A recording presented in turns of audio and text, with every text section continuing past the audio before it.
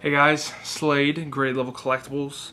So today I wanted to talk about my recent purchase, like I talked about in a previous video, acquisition, so to say, and how I came to the conclusion that yes, this is worth it to get into. This is worth it to hold up my capital, to hold up my money in these cards, to grade them and see if they came back at a higher grade, and how I can kind of went to fruition with pricing these out, if these were a good deal, if it wasn't a bad deal. So first of all, let me get to the very beginning on this acquisition. It's just a fancy word of saying buying things that are very pricey. So like I said in a previous video before, I knew of a store owner, and this store owner did not have a lot of graded cards or whatever, but through my connection between him, he was connected to another store owner that just got all these crazy cards in, talking about, you know, Shining Charizard, Exposition Charizard, Blaine's Charizard, Dark Charizard, all those different types of cards, high-end cards, some Mewtwo, some Mews, just a phenomenal WotC stuff. And so Japanese as well as English, I mean, it was a crazy collection that this person brought in. Anyway, through that relationship, got connected with him. I showed up. It was going to be pricey. I knew from out the bat, it was just going to be crazy amount of money, thousands of dollars. I showed up. He showed me what he had, and this was a store.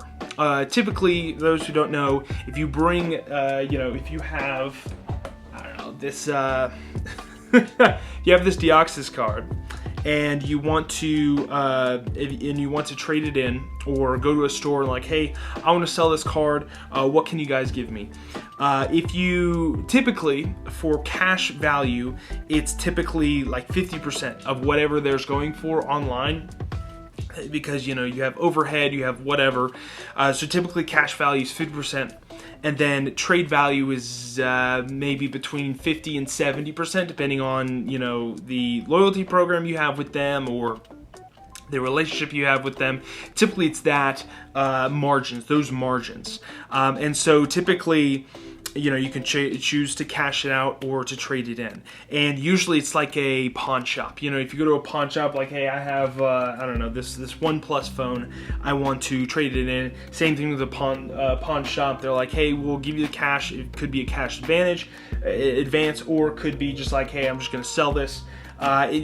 You're more than likely going to get like 50% of what it's valued as. So this crazy guy came into this, so to say, pawn shop, this store, and laid out all these raw cards. And he probably got boned with the price that they gave him, but it was thousands of dollars up front, pretty much, to him. And so, I mean, on him, it was probably a good deal. It would probably taken a while to sell all these cards and everything. And if you put it on eBay, it would have been easily 5 figures. And he probably would have got a better deal if he just went on eBay versus this local store. But cash in hand, all that kind of crap, no dealing with fees, whatever. So anyway, me approaching the store, the store owner, or the store, got like these cards at like a discount, 50% discount, and so now they're valuing it, especially the condition. The condition of all these cards were phenomenal. If you guys follow me on Instagram or have been seeing some of my past videos, I've shown off these cards before. A lot of them were in very good condition. I would say between an 8 and a 10 range. I mean, I don't really want to say, yes, this card, a guarantee 10, especially old WotC stuff, you don't want to do, because there's, it's just because the age and because whatever. But these, I would just say, okay, near mint. All these cards were near mint, and were just in phenomenal condition. So usually with cards that I look at card shops, it's usually mildly played, lightly played, and all the high-end cards that would have been graded, whatever, they're in the grading round, or they were sold to someone else. Very unlikely that this scenario happened. So this was a opportunity. I was like, okay, maybe I want to take advantage of this. And it all came down to, okay, what do I feel comfortable paying for these cards? And so me being a very analytical person, especially with numbers, I took pictures, or I jotted down all the cards he had. He gave me his prices, which were, give or take, PSA 6 to PSA 7 valuations on cards, like on websites like pricecharting.com. Pretty much that's what he was utilizing. And some say, like, hey, that's unfair. This is a raw card. It's not PSA. It's not PSA graded. There's premiums that go into that, especially if it's a high-end card. If it's above $500 or whatever, there's a price that you have to pay to get graded. Not $15, but it could be $25, $50 you have to pay to get it graded, just because of the evaluation. And I understand all that. I understand that some people would have just walked away and just like, you know what? No, this is unfair. It's not PSA graded. I don't want to pay for it.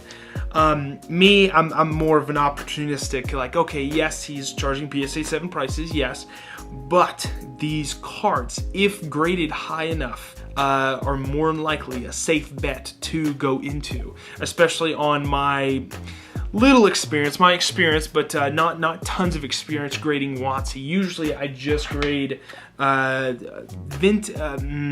semi-vintage to modern Japanese cards, so entirely different with modern, especially modern English to modern Japanese English, or modern Japanese.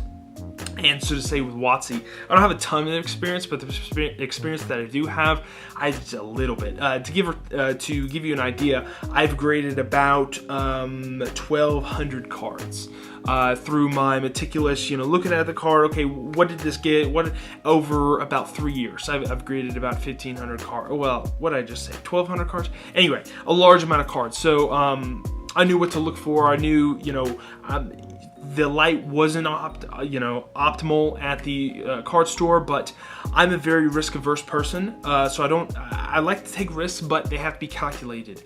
That's how I can go into risky moves, because it's calculated and brings down the risk, just like anything. I came home. You don't never want to make a decision right then and there, especially for thousands and thousands of dollars. You maybe want to, some people sleep it off, some people just think about it a couple days, whatever. I came down and pulled up my spreadsheet and did what I'm best at, and I analyzed. What I did is I created this spreadsheet. I'll show you in a second while I walk through it, but it pretty much breaks down with its PSA 10 price, 9 price, and 8 price. And the cost of it. And just like with any store, the more you spend with them, the better they can move down the price. So I take that in consideration as well. So let's transition to the spreadsheet, and I can show you what exactly I did. Okay, welcome to my screen. So you see here, this is my whole breakdown. I like colors. I like showing data instead of just numbers on a page, because I think even me being analytical, it can really jumble up. So what I did, scroll up here, I listed the card, I listed the language, the posted price, meaning the price he was charging me at the time individually. I posted the price paid, what I paid after all the discounts and everything, the 10 PSA 10, these are all in PSA 10 price, PSA 9 price, and 8 price. So first of all, let me just go through that before I get into G1 or G-1 average, all that kind of stuff. So I listed all the cards. These aren't all the cards. I did have a lot of other cards that I ended up buying, but these were the ones that I wanted to digest and figure out, okay, is this something I want to do? So I went through and I wrote, Rocket's Charizard first edition. It was English. He posted it for $425. I got it down to after I negotiated and everything, I got it down to $950. And this was a couple days later, so I didn't really have the price paid yet. I just had the price, the posted price. And this goes into this data over here. So the PSA 10 population, which I never want to assume that a card's ever going to get a PSA 10. I can assume that it's going to get a 9 or an 8, but not a 10. So the 10, I still put it up here because it was really clean. There's a possibility it can. That's what this yellow is. This yellow is the highest probability that I would think this card gets. So this one had a possibility of 10, this one had a possibility of 10, and all the others were 9 because these were clean cards. And I don't really buy like beat up cards and everything. There's only a few exceptions that I did make, but not this time. So that's the breakdown of what I organized it as. And what this data on the right shows, it's already kind of organized, but let me just jumble it up here real quick so I can showcase this. So this is a base set Charizard. I didn't write Charizard, but so it's $225. PSA 10, I didn't even bother because it's not PSA 10 quality. PSA 9 was $1,200 and 8 was $472. What this G means is that this is the best price. I don't know why I labeled it G as in grade. There we go. It's grade. So this is the best possible grade that I think this would get. So this 433% is this subset right here. It's pretty much the posted price. And I don't know why the posted price and the price paid is higher. Probably because I messed up on the price or whatever. But anyway, so it's the posted price. And then it is, so it's the PSA 9 price divided by the posted price. And that goes into this percentage, 433. What does this mean? So what this number means is how many times is our money doubled, or what happens to our original investment. So our $225 that we invested, it goes into 1,205 times. And so what that means is that we make back our money, which the ROI, these percentages are ROI, return on investment. So if we made back $225, it would be, the percentage would be 0. And then the amount of times that we double our money would go up 100%. So 433, we pretty much, our return on investment was 433%. Now this equation has a -1. It's just because I don't like to see, so like this is a PSA 9 valuation. This is a PSA 8 evaluation, G grade -1. So if it did worse than we thought, it got 110%. So 110% is still more than doubling our money. So it was 472, and then taking from 225. So we doubled our money, so that's just 100%. So all these numbers, like I said, it's how much of our money we are either increasing it or we are decreasing it by. So great one going into, let's look down at this CD Charizard, which is a Japanese release. Yeah, that should say Japanese. So you look at, G, which is the grade that we assumed it was going to be a 9, and we paid $250. We would make our money plus 57% of our money back, so 314. And I guess these all prices and everything don't consideration fees, don't consideration how long it would take, all that kind of stuff. This is just basic levels. And so again, 57, we would make back our money plus 57%. But if you look at an 8, a G -1, we would actually lose 3% of our money. So it would sell for $195, and we bought it obviously for $250, so we lose 3%, showing here. Okay, I just realized some of my equations were kind of off, so let me just change that real quick and bring that down. So this is a phenomenal tool you can utilize. Excel is amazing. So if you see, okay, this was twisted left or right. Let's see about this equation. So okay, cool. It was taking the posted price. You can shift it over right here, and then we can hover over here, and when it goes to a black cross, it can go all the way down. But obviously you guys aren't here for the Excel information. So that did change our price a little bit, so which is important. So this now has 900%. That we took if it got a 9 evaluation of $1,000, took $100, and it would change into 900%, which we'd make back our money plus 900% of our money as well. So let us now that we have all that figured out, we can, let's see if this is correct. Yes, it is. Okay, now we can organize by what is the best the best percentages to the worst percentages. So that's kind of why I took into G and G minus 1 into an average. So meaning that you take those two numbers, add them together, and divide by 2. And that's just an easy way to see, okay, what's the, you know, probability of like this going either way. It's just a basic thing to move it into one number. And why I said that is because now you can categorize it. You can categorize it for the best scenario to the worst scenario. So we have, look at that, the base set Japanese Charizard. If it got a 9, it would make 900% of our monies. So this price may be a little off. I probably shifted the price a little bit here or there to match how much I did pay for it all. But anyway, it does that. Maybe this is probably an outlier. You know, I paid for a group's amount of cards, not individual cards. So I have to deduct that percentage somewhere. Probably just messed up this this price. But disregarding this top layer, we have the Crystal Charizard. So if you look over here, I paid $14.40 for it after the discount and everything. A PSA 9 valuation is about $6,800 and PSA 8 $54. And so you can see that again, this card was very, very minty. And so again, you have 372% of your money, or 275. You average them out, and it comes out at 324%. So that was the best card I would have bought.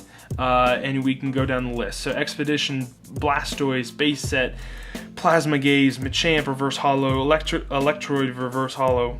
And this is a good way to bring this home. This is a good way if you were on a limited budget and you wanted the best of the best probability of making your money, you would maybe look at going to maybe right here, 150%, which again, 150% is really good. It's like if you have $5, you would make, and you turn that into $15, that would be 150%. You'd make your money, which is 5 plus 5, and then you would make, oh wait, no, never mind.